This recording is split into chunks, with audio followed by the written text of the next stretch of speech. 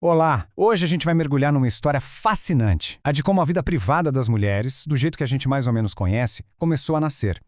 Vamos explorar as origens dessa transformação lá na Renascença e no Iluminismo, para entender como um mundo interior foi, aos poucos, sendo construído. E a pergunta que vai guiar a nossa conversa é exatamente essa. Afinal, quando foi que surgiu essa noção de uma vida íntima, pessoal para as mulheres? Para achar essa resposta, a gente precisa voltar para uma época em que a ideia de privacidade era algo totalmente diferente do que é hoje.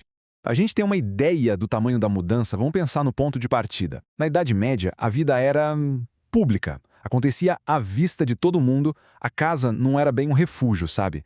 Era um espaço coletivo, onde as fronteiras entre o que era pessoal e o que era da comunidade quase não existiam. Ok, agora vamos avançar para o primeiro grande passo dessa história. É aqui que a mulher começa a afirmar o seu poder, a sua autoridade dentro de casa, um papel que foi fundamental para tudo que veio depois. E olha, o título Senhora do Lar não era só um nome bonito, não. Ele significava um poder muito real, muito concreto. A mulher era, na prática, a grande gestora, a administradora de uma empresa complexa e vital que era a casa. E é aqui que a coisa fica interessante, porque existia uma tensão nesse papel. A autoridade da mulher era gigante no dia a dia, mas, no fim das contas, era um poder que vinha do marido. Ela governava, mas a palavra final era dele. Era uma autoridade, digamos, controlada, mas que, nas decisões cotidianas, era absoluta. E esse poder todo não era abstrato. Ele aparecia em tarefas muito práticas e de uma responsabilidade imensa. Gerenciar os criados era como administrar uma equipe. Cuidar do orçamento era ser a diretora financeira da família. E, talvez o mais importante, educar os filhos no início da vida era moldar o futuro daquela família. Tem até o caso do Albert, que dizia que sua esposa foi instruída por ele para ser uma mãe de família exemplar. Isso mostra como esse papel era levado a sério. Beleza! Com esse poder estabelecido, vamos para a próxima grande virada, que não tem a ver só com autoridade, mas com espaço. A criação de um lugar físico e mental que era genuinamente privado. Pensa só, o quarto, que antes podia ser um lugar onde se recebia visitas, onde se fazia negócios, começa a mudar de cara. Ele deixa de ser só mais um cômodo da casa e vira um refúgio, um santuário pessoal. Esse foi um passo gigantesco para criar a privacidade como a gente entende.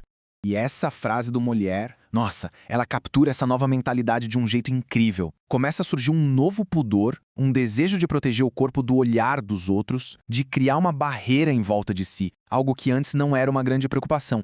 Essa linha do tempo aqui deixa tudo muito claro. No século XVI, a exibição do corpo era normal. Um século depois, rituais públicos, como a noite de núpcias, já começam a ser vistos com maus olhos. E no século XVIII, o pudor já é tão grande que a presença de um médico homem num parto se torna um problema. É uma privatização do corpo, que foi acontecendo aos poucos. E com o espaço físico só para si, até a forma de viver a fé começou a mudar. O quarto vira uma espécie de capela particular. A relação com a religião, que antes era quase sempre na igreja, com a comunidade, agora podia ser cultivada ali, no silêncio, numa conversa íntima com o sagrado. Mas, olha só, não adiantava só ter o espaço físico, né? A privacidade precisava de novas práticas, de novas ferramentas, digamos assim, para ser de fato vivida e preenchida. O ponto aqui é que ter um quarto privado foi o que abriu a porta para novas atividades. E foram essas atividades que deram sentido para esse espaço e ajudaram a construir pela primeira vez um verdadeiro eu interior. E as três principais ferramentas foram basicamente estas: a leitura silenciosa, que permitia absorver ideias de forma individual, a escrita de diários e cartas, que dava voz aos pensamentos mais secretos, e, como a gente viu, a devoção pessoal, que aprofundava a vida espiritual, longe de todo mundo. Essa frase aqui resume tudo: o ato de ler em silêncio. Isso foi revolucionário, porque libertava a mente e criava um espaço mental privado, um diálogo secreto e direto entre a pessoa e o que ela estava lendo.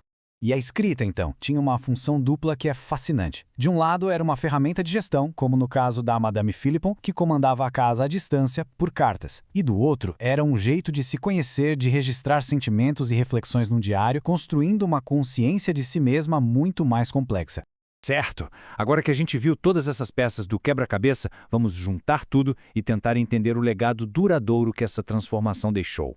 No fundo, o que aconteceu aqui foi uma virada de chave gigantesca. A identidade da mulher, que antes era definida pelo seu papel na comunidade, pelo que ela fazia para os outros, passou a ser algo cultivado por dentro, no silêncio do quarto. Foi uma revolução no modo de ser e de se ver no mundo. Então, o que essa época criou foram basicamente dois mundos paralelos para a mulher. De um lado, o papel público, visível, de gestora da casa, e do outro, um mundo novo e secreto, o do eu interior, um universo particular que estava sendo construído. E tudo isso deixa a gente com uma pergunta bem provocadora, né? Essa nova intimidade toda foi uma libertação, um espaço para se descobrir? Ou, de certa forma, foi um novo tipo de confinamento, uma gaiola dourada que acabou afastando ainda mais as mulheres da vida pública? É uma questão complexa e o legado disso ecoa até hoje.